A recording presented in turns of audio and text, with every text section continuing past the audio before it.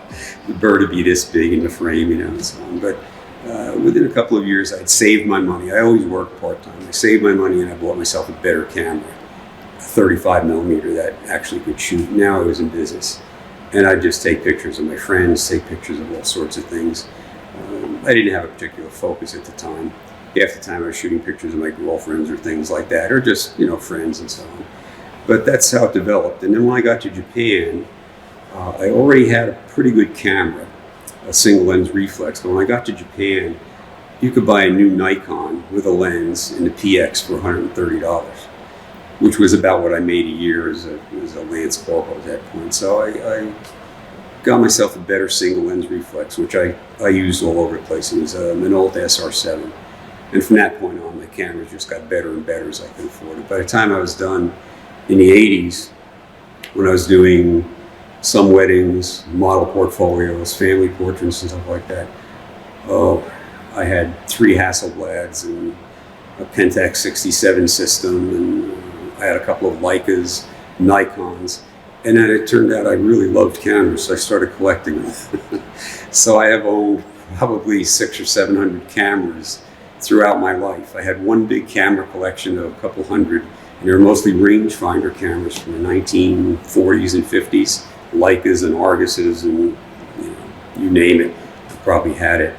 And one of the things I really like to do is take an old camera and shoot with it, not just stick it on the shelf. So I was forever toying with those things, trying different things, and sometimes I'd have models working for me, and I'd grab an old camera and shoot with that just for the effect. Or if I wanted to go out and do street photography in the 1940s and 50s had a certain look to it. So to imitate that, I would get one of my cameras from the 40s and 50s and go out and shoot using that particular camera and that particular film just to see what the effect was. When the time came to move, I had too many cameras, so I sold them, 400 cameras, plus all the lenses and accessories that go with them, which was kind of interesting. Because as soon as I got in a new house, I started a new camera collection. This time, twin lens reflexes. So I had all reflexes and Mamiyas and on and on. But most of these I actually used for publications, because I remember the first book that I sent off to the Tuttle Company. I'd photographed everything in 35 millimeter with a Nikon, and they were good. And they sent back, well, these are very nice, but we want medium format, which is a much larger negative. So you better hire a professional photographer to shoot this. I'm saying to myself, you gotta be kidding. Would I pay a professional photographer? I could buy a brand new camera. So I bought a brand new camera, nice twin lens reflex of a Mamiya, and that did the job. And my wife, all she knew how to do was push the button. So when I was in a particular position for a karate movement and so on, I had a little blue dot on the floor, a piece of tape. I had the lighting set up. I'd wind the camera, I'd run over and stand on it and say, okay, shoot, push, then I'd run back and do it, and that's how we shot. My wife, by the way, is a really excellent photographer now. She's won a lot of awards. Somewhere in the last 10 years, she just got hooked on photography. So now she runs around, we do photography all the time. She has stuff going in an exhibit. Oh, she's entering something in the Senior Citizens Art exhibit. I think that's going to be downtown here this year. And she's entered a lot of stuff and won a lot of prizes. There are juried shows all over the area. She puts her work in there too. So the two of us do a lot of that.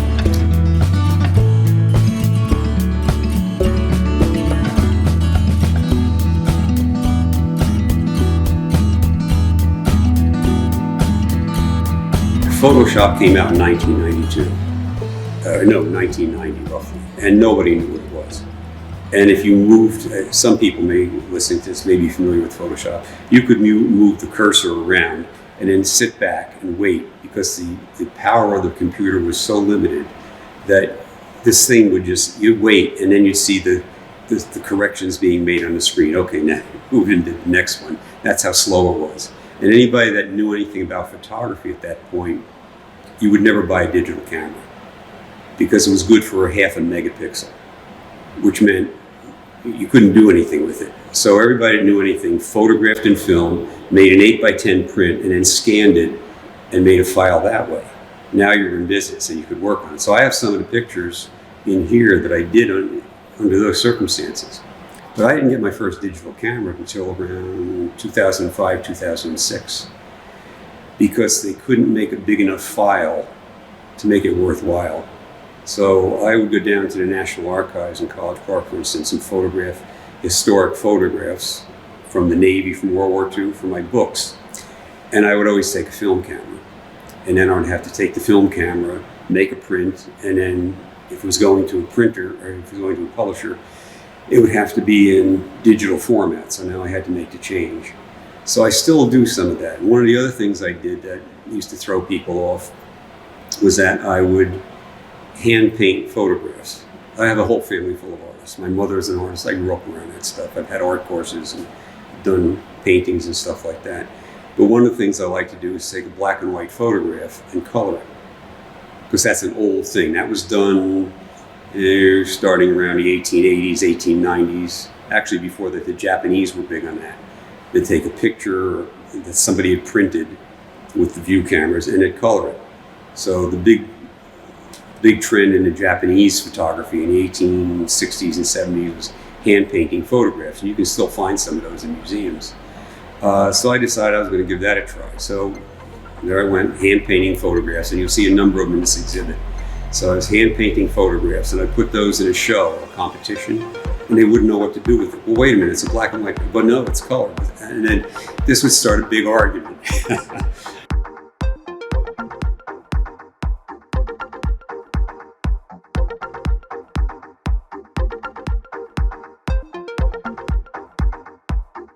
The images that are in this show are of all sorts.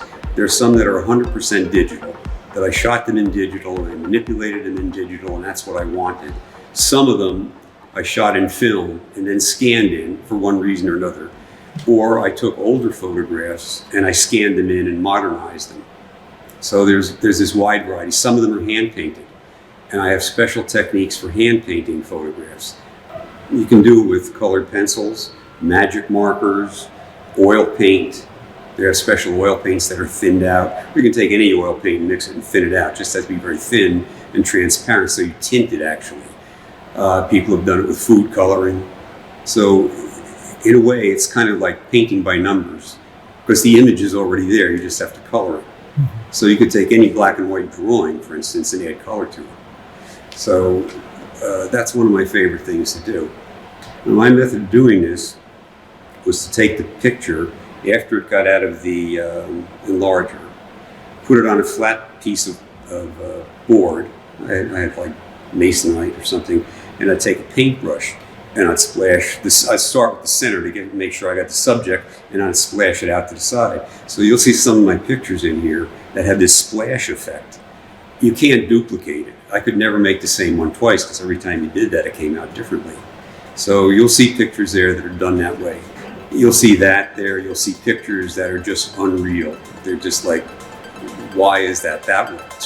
They just look strange because they came out of my head.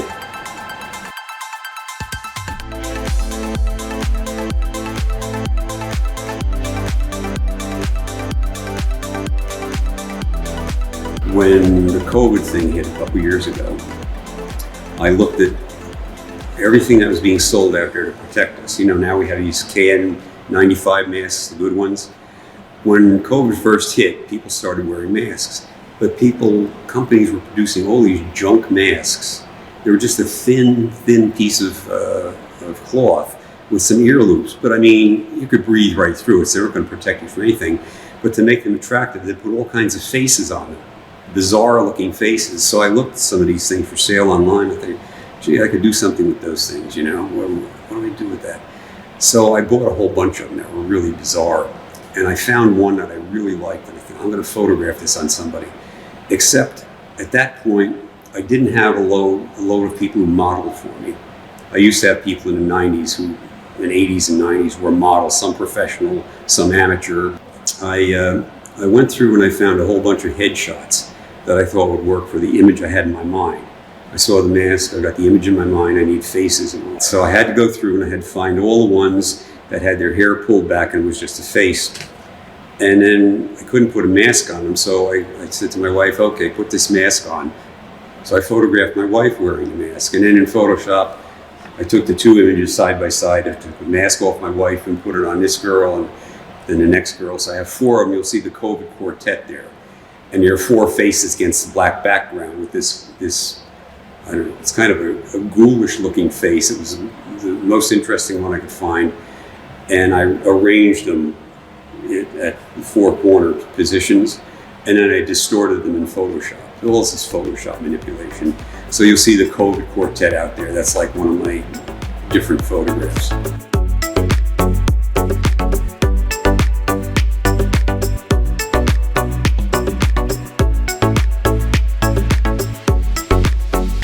People who do what I do, you see something and it hits you. You know, it's like, okay, look at that thing.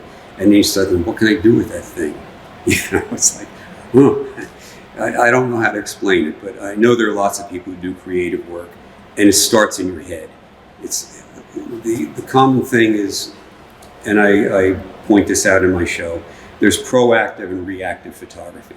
Most of what we do is reactive photography. There's nothing wrong with that. If I go out west with my view camera, I see the mountains and the trees, and I react to what I see, and I take what's there. It's there, it's not in my head.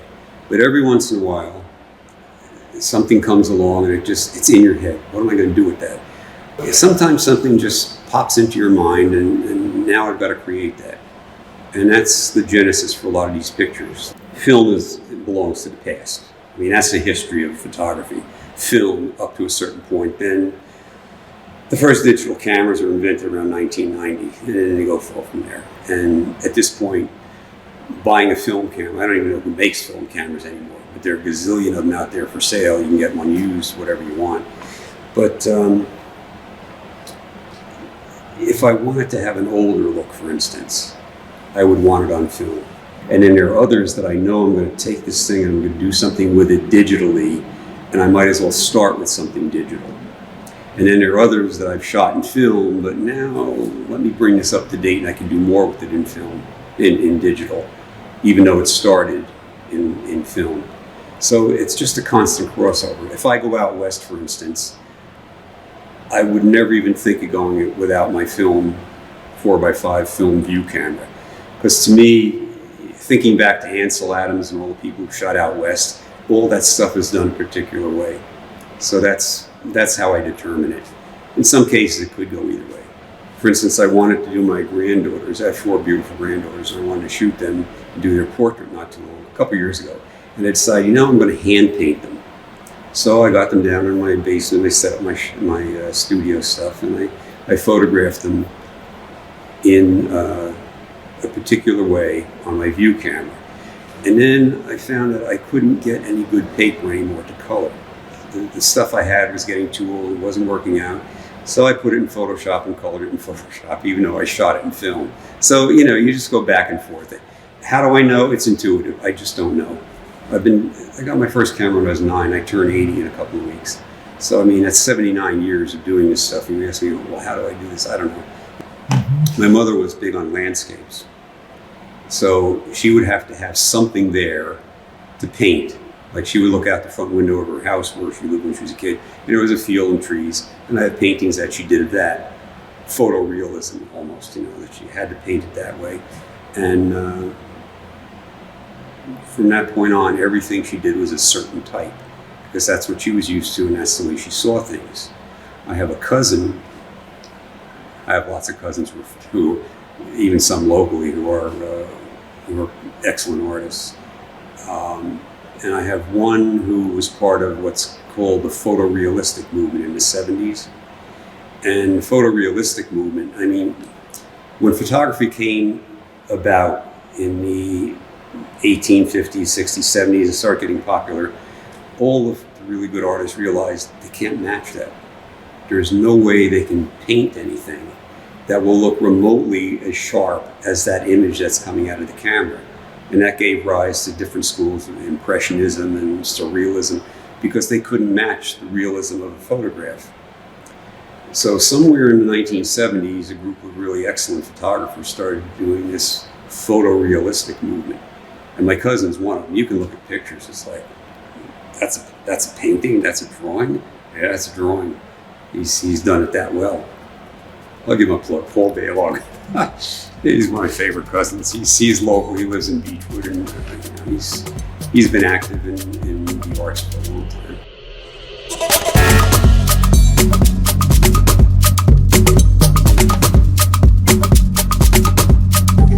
I did several shots like that. Part of it has to do with saran wrap. So on the background, I would have a white background and I have a pole going across it, and on that I would hang strips of saran wrap because that reflects light like crazy. And I did it with, photographers will understand, it's just like a gel. It's like a sheet of plastic.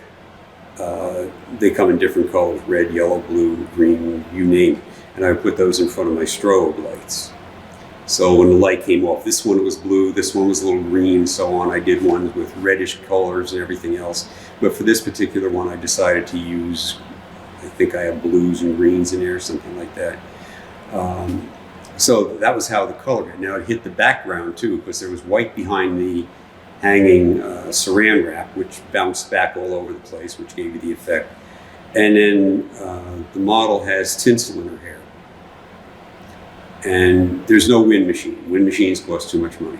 So I had her stand on a chair and bend over. So her hair is hanging down. And once she was in that position, I draped a lot of tinsel in her hair, and then I started shooting.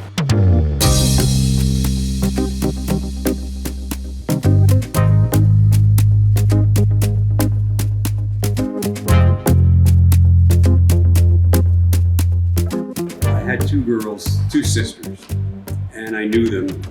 They were very close. I used to refer to them as my Italian sisters. My wife is Italian, so I kind of got the picture of how Italian families work. And my two Italian sisters were a year apart, and they were this close. They were always hanging on each other and everything. I'm trying to figure, how can I show that closeness that they have? So I shot them several ways. There's a picture of them dressed as mimes. You see their faces next to each other. I was thinking, how can I show how close they are? And I started thinking, I've got to come up with a way to link them. So I had their mother braid their hair together. So they're back to back, their heads are against each other, and their mother took their long hair and braided it into one piece. So there's this hair braid that links the two of them. And it was kind of flopping down, so I cut off a piece of hanger wire from a coat hanger, and her mother stuck that in there. So now this thing is a perfect arch. And then I got one necklace, just a chain necklace, and I got two pair of earrings that had a little loop. I cut the bottoms off of that, and I looped the chains together.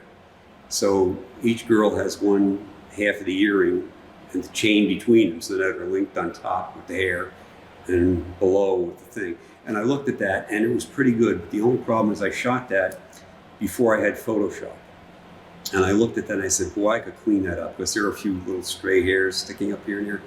I got that thing spotless. So the one you look at started was a really nice print in regular film photography. It was shot on a Hasselblad, but now it's super clean. You won't see a hair out of place on any of them.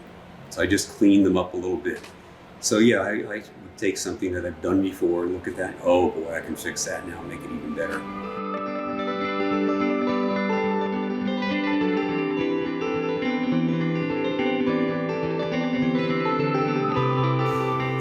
Here it is. I want you to see it. If you like it, you like it. If you don't like it, you don't like it. Oh well, I don't care, but this is what I've been doing, and here it is. You're not going to see this anywhere else, so take a look at it. Am I inviting them into my world? I don't know. I don't give it that much thought.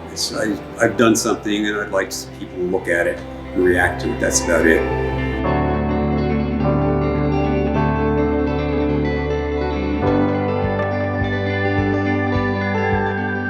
shoot whatever makes you happy and don't worry about what anybody else says. If somebody likes it or doesn't like it, don't worry. If somebody doesn't like it here, somebody over here will. I think that's the main thing. You have to know what you want to do. You have to not pay attention except people who are explaining how to do a technique. In other words, if you wanted to know how to use the cloning tool in Photoshop, I could show you, okay, you do it this way, and this is the fast way to do it. I do it with my wife all the time, who's really just learning Photoshop. This is how you do it. Okay. Excuse me. That's advice. That's not my critiquing your idea or your vision, unless that's your own.